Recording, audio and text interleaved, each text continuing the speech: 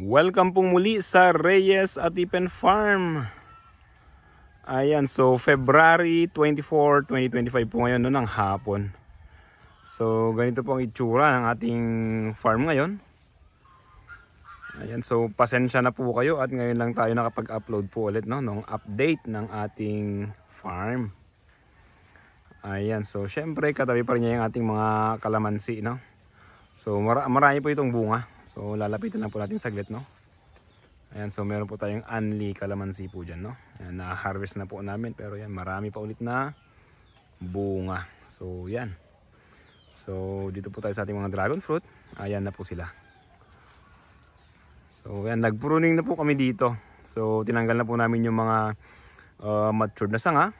Ayan, may mga itinira din po kami ano. Para mas maraming pagbungahan po yung ating dragon fruit. Ayan, so yan, mayabong na. So yung mga maliliit na sanga dati humaba na rin po no? Eksakto po yan sa Mayo. So pababa na po yan. Tapos mapapansin nyo po dito sa ilalim no, itong lupa natin hindi pa po namin na-maintain. So aayusin po yan. Maglalagay po kami dito ng combinations po ng cow manure, goat manure, ng yung pinaglagarian po sa mga furniture shop, yung mga ganun po. Yun, paghahalo-haluin po no.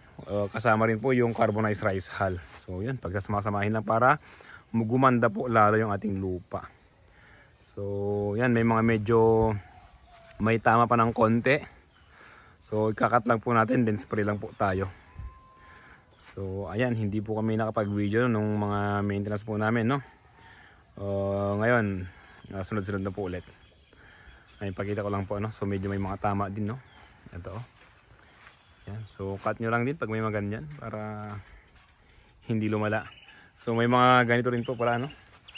May mga lumalabas na mga sanga na maliliit, ganito. So cut na lang po natin dito. So tanggalin na lang po natin no. So marami pa. Ipakita ko na rin po yung mga tatanggalin pa. So ayan. May mga umakyat no. Yung mga nasa taas okay lang, hayaan nyo lang po yan. Pero yung mga nandito po sa gilid yan, dito sa side nya no, tanggalin po natin. Yan yung mga ganito po no. So tatanggalin po natin. Pati ito po humaba na. Medyo busy po kasi tayo no, yung sa bahay po namin. So ongoing po yung pagpapaayos po namin no.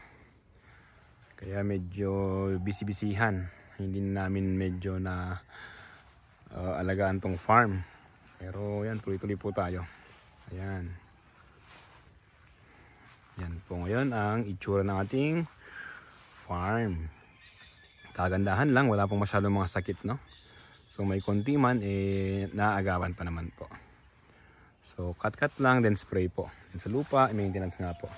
So kung may mga topics po kayo na gusto na nyong pag-usapan natin tungkol sa dragon fruit farming, comment nyo lang po ano, at sasagutin po natin.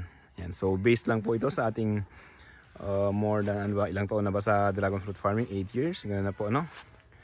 So yun, maraming experience na sa dragon fruit farming. Ayan.